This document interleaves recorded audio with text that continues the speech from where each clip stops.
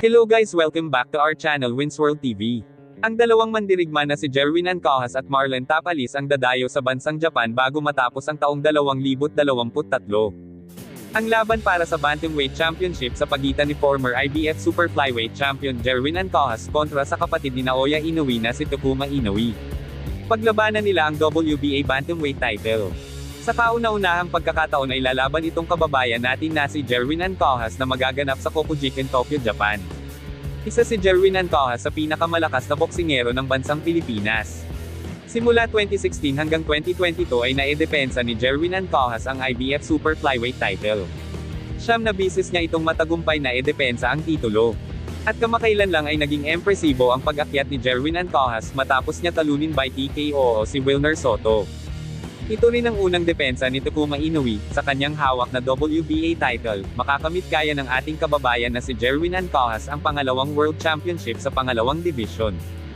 Isa din sa pinakamagbibigay ng kasaysayan ang laban Marlon Tapalis kontra sa walang talo at kinakatakutan ngayon sa bantamweight na si Naoya Inoue. Sa unang pagkakataon din maglalaban ang dalawang Asyano para sa undisputed championship fight, kaya ganun na lang kung pressure ni Marlon Tapalis ang katawan niya sa training at ramdam din natin ang pressure sa kanya. Dahil sa sabak sa pinakadelikadong laban, maglalaban si Marlon Tapalis kontra Naoya Inoue ngayon December 26, 2023 sa Tokyo, Japan. Dahil dito usap-usapan ngayon sa buong social media platform ang naging prediction noon ni Jay Costuro sa mga boksingero sa taong 2023.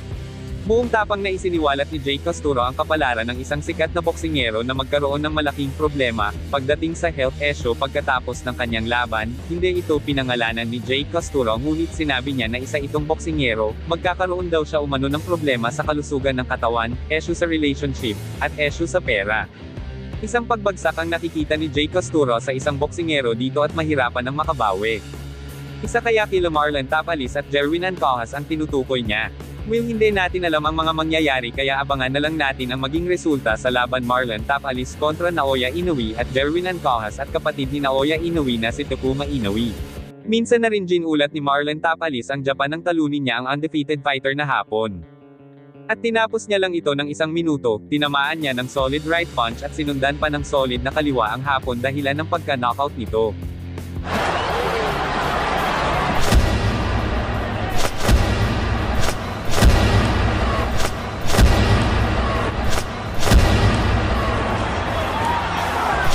Pas ang 2 taon.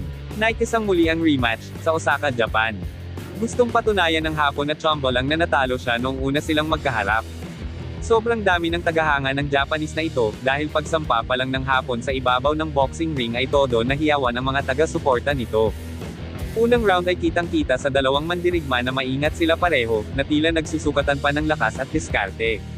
Kitang-kita ang pagkaiba ng galawan nitong Hapon kumpara sa una nilang laban, dahil tila malinis itong nakakapasok ang mga suntok sa Pinoy.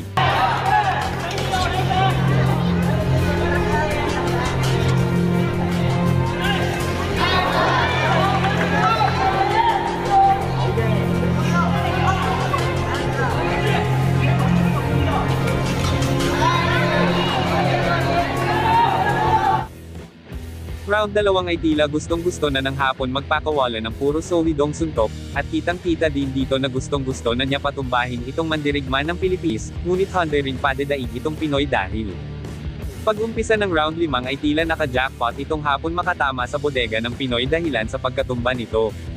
Kaya nung nakatayo pa itong Pinoy at ginamit din itong pagkakataon ng Japanese habang nanghihina pa itong Pinoy, pinaulanan niya ito ng mga solidong suntok, na tila gusto na ng Hapon tapusin itong Pinoy na.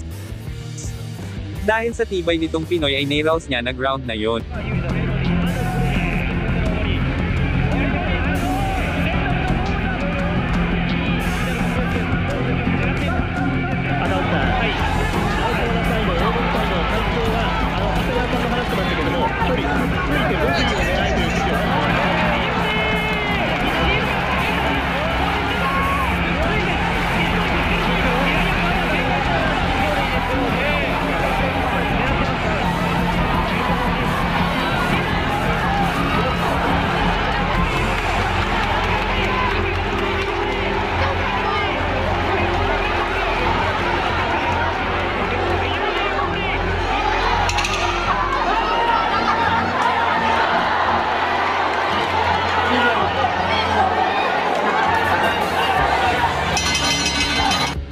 Sa round 7 ay tila na corner na naman ng Hapon itong Pinoy dahilan ng pagpapaula ng mga solido at sunod-sunod na suntok sa Pinoy.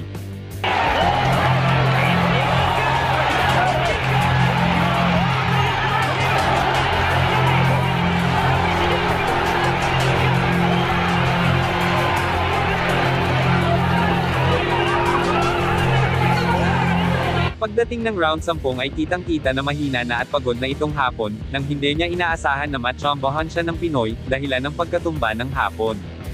Ngunit sadyang matibay ang Hapon na ito, nagawa pang makatayo, at makalaban.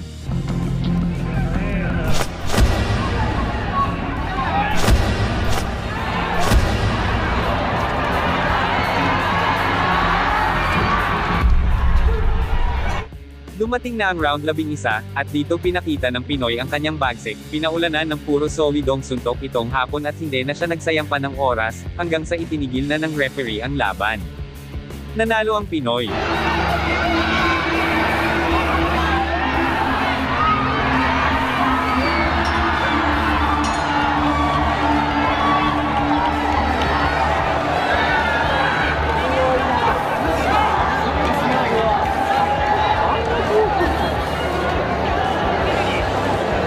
Dagdag pa sa ating mga balita, sa December 26, 2023 ay maghaharap na dito ang Pinoy na si Marlon Tapalis kontra Naoya Inoue. Ano sa tingin nyo guys, mapatomba kaya ng halimaw ng bansang Pilipinas itong si Naoya Inoue?